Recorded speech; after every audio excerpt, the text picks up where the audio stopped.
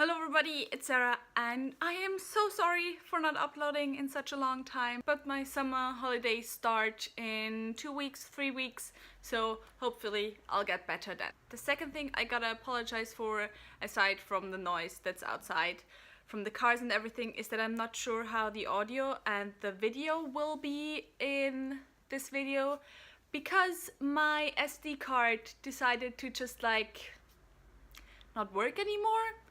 So even if I delete the files that I have on there, it still tells me that there's no space on the card, which drives me kind of crazy. So I'm filming on my phone right now, which is why you got the different background, because I kind of made a makeshift tripod. It might also be that the picture is kind of like shaky and stuff, because it's not that solid, my makeshift tripod. But yeah, today's video, I just wanted to make a kind of quick video because I have noticed something in the past few months, and that's something that kind of has to do with K-pop, but that I have also noticed more and more when it comes to films and books and just generally any fandom, is that for some reason when you're a fan of something, you're no longer allowed to say anything negative about that book, about that film, about that group,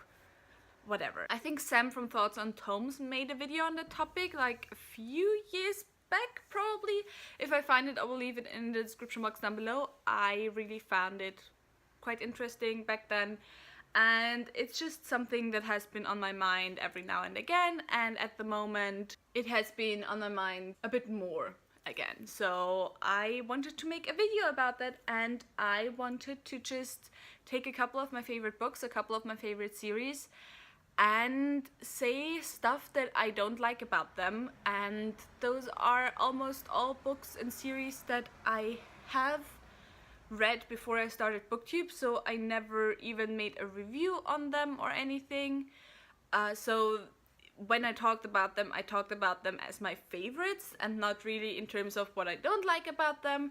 So I just thought I'd do this because no book is perfect, even if we want them to be. And honestly, I'm myself, when it comes to my favorite series, I often fall victim to just seeing only the positive stuff about a series. But that's not because I can't acknowledge that there's something bad about it, but just because I love a series so much that I just subconsciously ignore the negative stuff, and I actually have to watch other reviews to notice that stuff, and then I'm like, yeah, you're right. I mean, I still love it, but yeah, actually you're right, that part of the series is not that good.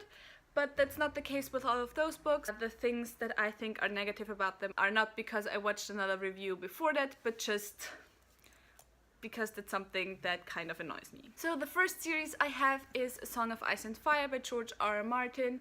And this is a series that I actually don't like talking negatively about, because I do think it's an amazing series and it's already that hard for people to get into it. So if I talk about it negatively, and if I say the things I'm going to say now, I feel like that just discourages people from picking this series up, even though it's a good series. But my main critique about the series is that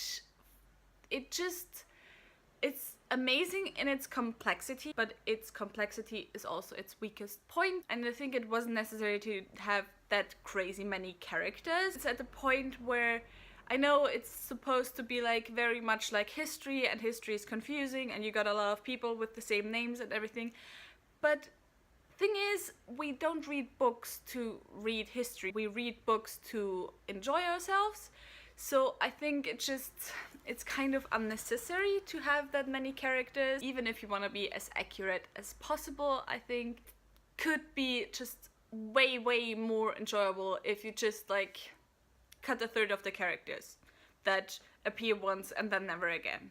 So yeah, that's just my main critique of this book. Second, I have another one of my favorites that I actually did film a review of, but it was a very positive review. I don't think I said anything negative about that series, honestly. And that is Nihal from the Land of the Wind, or the Chronicles of the Immersed World by Licia Troisi. And I do not like the romance in this book. I do not think the romance is well done. And this is a kind of best friends to lovers type romance, and I think it just, this series really, really didn't need the romance. And yeah, it was sweet and it was cute, and it's not like it really bothered me that much. But at the same time, I just thought it was a little bit unnecessary, even though it was set up from the beginning. But yeah, it's just not the biggest fan. Next, I have a series that I have raved about and raved about and raved about on my channel, and that I feel like I haven't talked about in a long time, which mostly is because I feel like I've kind of grown out of it, because I just kind of have grown out of YA in general. And that is the Mortal Instruments series by Cassandra Clare. The people who love this series often say that Cassandra Clare did an amazing job with the world building. And I do agree that for an urban fantasy series, it's quite complex, the world building, and I do like the political system and everything. But it has one major flaw for me. And this is a flaw that a lot of books have that deal kind of, or a lot of series in general have, that deal kind of with Christian themes, like angels and demons. And that is that Chase says to Clary in the first book that Shadowhunters don't have a belief system, that they don't believe in God, and that God isn't real. And yeah, there are angels and demons, but that doesn't mean that God is real.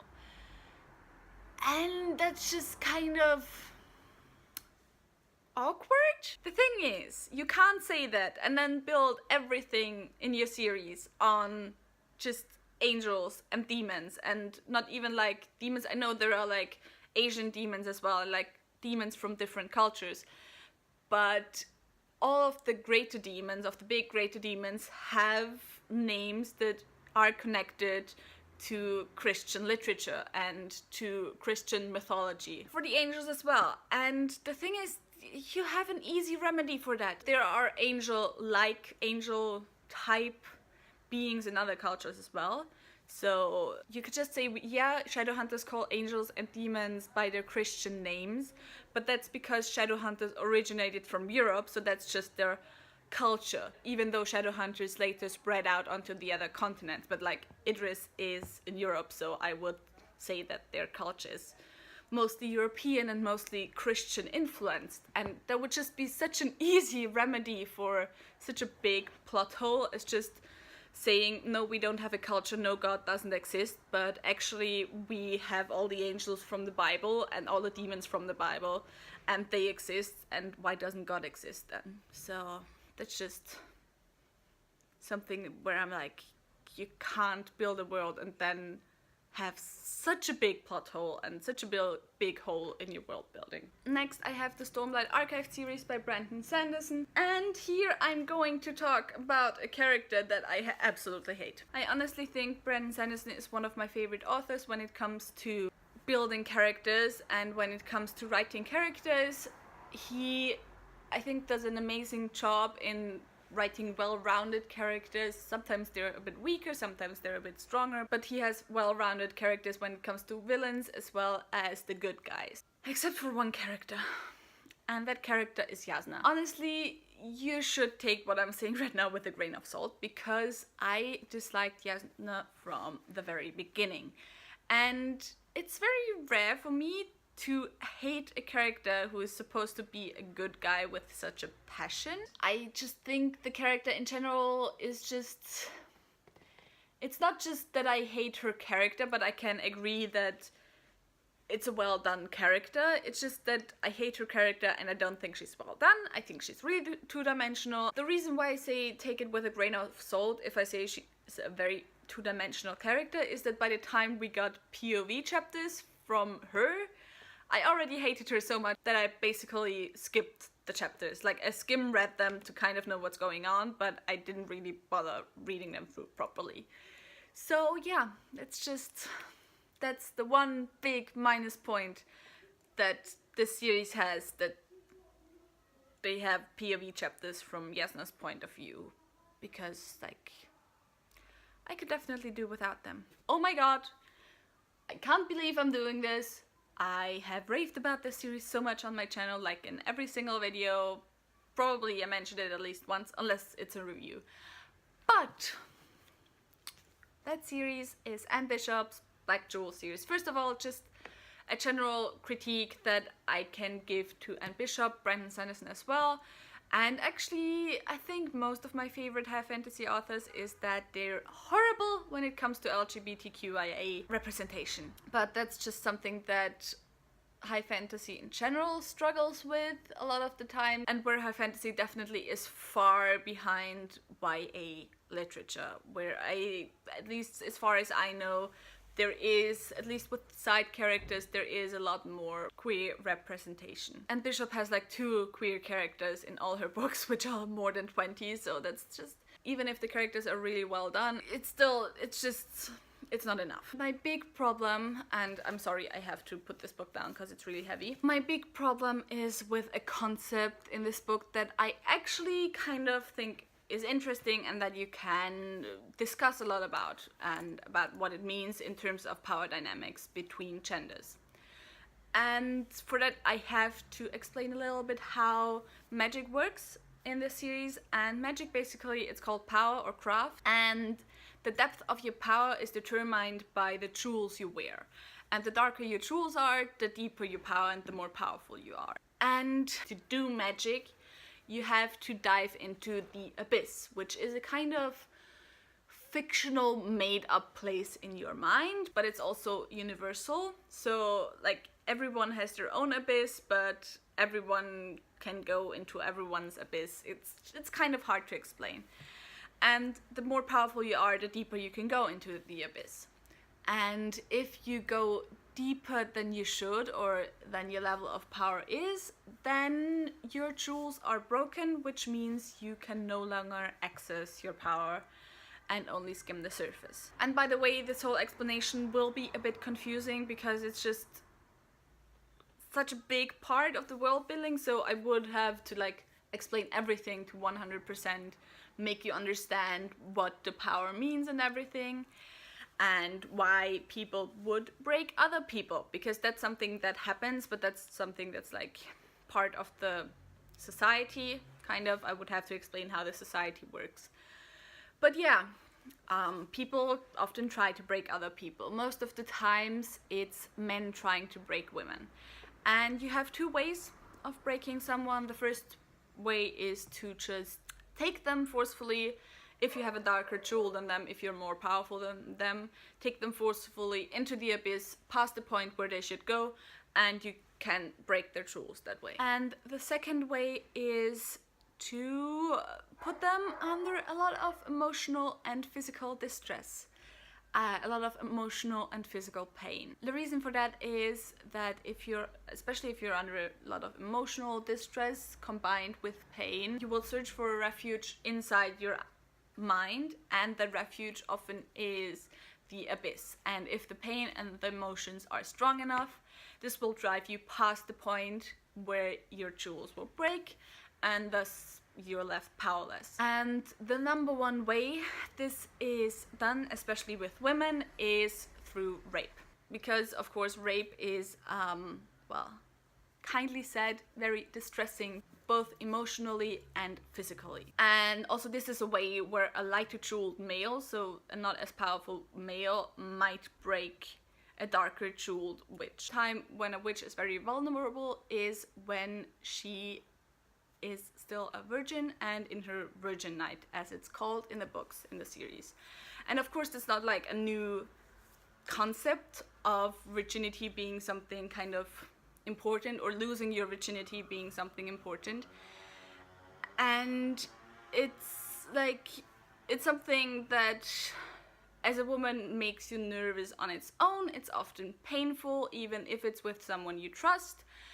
And so a lot of the times witches end up broken, even if they had their virgin night with someone they trust, which is why a lot of the times they will ask friends who have darker jewels than them, because then those friends can keep them from going past the point where their jewels will break. And on the other hand, there are a lot of men who will go out and search for virgins and break them, especially if they have the potential to have darker jewels later on in life. And as a concept, this is generally very interesting, I think, because you have this whole power dynamic, which just plays into the power dynamics that are constantly shifting generally in the series. But where I find it kind of problematic is when you think about what that means for queer women, because in this series, they have to, if they want to have a certain safety, to not lose their jewels later on in life. They are at their most vulnerable at that point in life.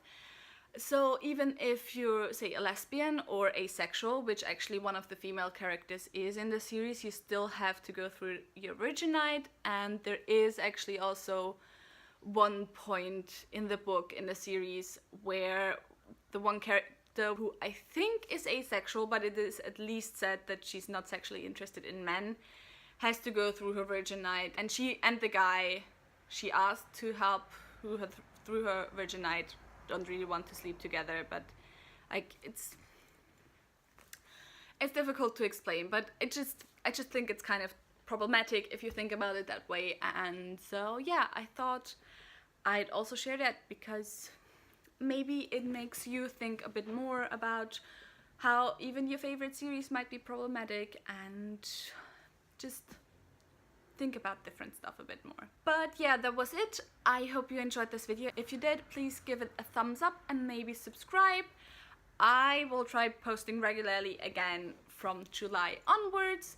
Also, tell me all your things in your favorite books that you didn't like, if you have read any of those books, if you have different things that you didn't like. And yeah, I hope I'll see you soon. Bye!